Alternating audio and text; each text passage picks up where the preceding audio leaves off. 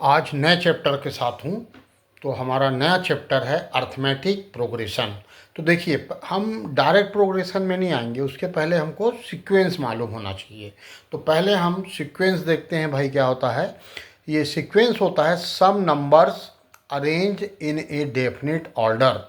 माने ये जो नंबर रहेंगे वो डेफिनेट ऑर्डर में अरेंज रहेंगे according to a definite rule और set to form a sequence. तो सीक्वेंस तभी बनता है जब नंबर एक डेफिनेट ऑर्डर में और डेफिनेट रूल से अरेंज होते हैं, तो क्या बनता है वो सीक्वेंस। अब प्रोग्रेशन में देखिए, प्रोग्रेशन के लिए ये सीक्वेंस आएगा। तो प्रोग्रेशन क्या होता है, sequence which follows a definite pattern, यानी एक डेफिनिट पैटर्न में होगा, वो पैटर्न मैं आपको बतलाऊंगा, आर कॉल्ड प्रोग्रेशन।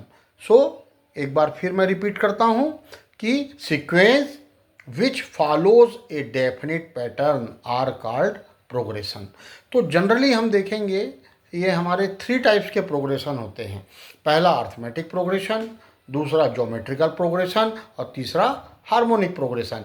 तो इसको हम शॉर्ट में, अर्थमेटिक प्रोग्रेशन जो हमारा है इसको हम शॉर्ट में बोलते हैं एपी, ज्योमेट्रिकल प्रोग्रेशन को हम बोलते हैं जीपी और हार्मोनिक प्रोग्रेशन को बोलते हैं एचपी।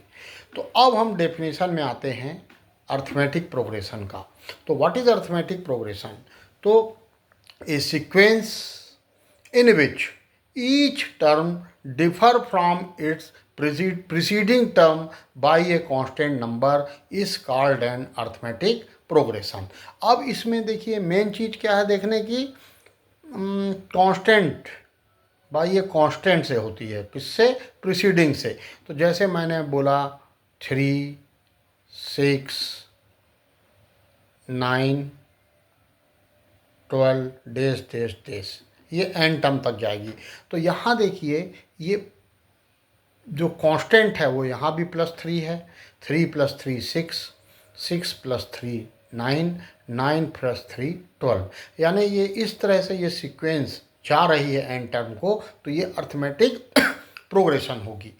अब देखिए अर्थमेटिक प्रोग्रेशन में इसको हम फर्स्ट टर्म बोलते हैं, और ये जो कांस्टेंट नंबर होता है उसको क्या बोलते हैं, कॉमन डिफरेंस। कॉमन डिफरेंस कैसे निकलता है, ये टर्म की प्रोसीडिंग टर्म 3 है, माइनस कर दीजिए 3 आएगा। ये टर्म है, इसकी प्रोसीडिंग टर्म कितनी है 6, माइनस करेंगे तो 3। इससे माइनस करेंगे तो हम पीछे की ओर आएंगे और प्लस करते जाएंगे तो आगे की ओर बढ़ते जाएंगे। तो ये जो है इसी को हम बोलते हैं अर्थमेटिक प्रोग्रेशन। ये कांस्टेंट नंबर से आगे बढ़ते जा रही है। अगर मान लीजिए यहाँ 13 होता तो यहाँ कितने का डिफरेंस हो जाता, 4 का।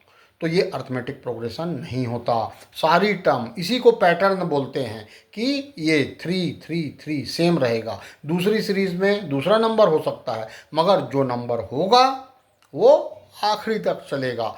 अब इसकी हम आते हैं एन टर्म। कौन सी टर्म लेते हैं, एन टर्म ऑफ एपी। इसको आप देखेंगे मेरे थंबनेल में एन टर्म का फार्मूला है, और एक है एसएन, वो सम ऑफ एन टर्म का है। तो इसके बाद मैं आपको एन टर्म के बाद सम ऑफ एन टर्म बतलाऊंगा। तो आज सिर्फ हम एपी का बेसिक सीखेंगे, कल इससे रिलेटेड हम नेक्स्ट वीडियो में क्वेश्चंस करेंगे। तो देखिए एपी में हम लेंगे let a be the first term and DB common difference, और हमारा n होगा नंबर ऑफ टर्म। तो चलिए भाई हम पहले चलते हैं T1 यानी ये वाली हुई, इसको हमने क्या बोला है A। उसी प्रकार T2 क्या होगा, देखिए D कॉमन डिफरेंस था तो ये A हो गया, D की वैल्यू इसमें 3 है तो ये 3 को हमने ऐड किया तो ये कितना आ जाएगा A + D। अब हम पहुंचते हैं हमारी तीसरी टर्म में, तो ये होगी A + 2D। देखिए 2D कैसे आएगी, जैसे हम ये 9 में लेते हैं, किस में ले रहे हैं 9 में। तो 9 में अपन आते हैं, देखिए पहले A हमारा कितना है 3 + 2D, D 3 है तो 2 इंटू 3, ये 3 + 6 = 9। इसी प्रकार से हमारा 4 टर्म बढ़ेगा, a + 3d। अब यहाँ से चलते चलते हम कहाँ आएंगे, n टर्म में आएंगे।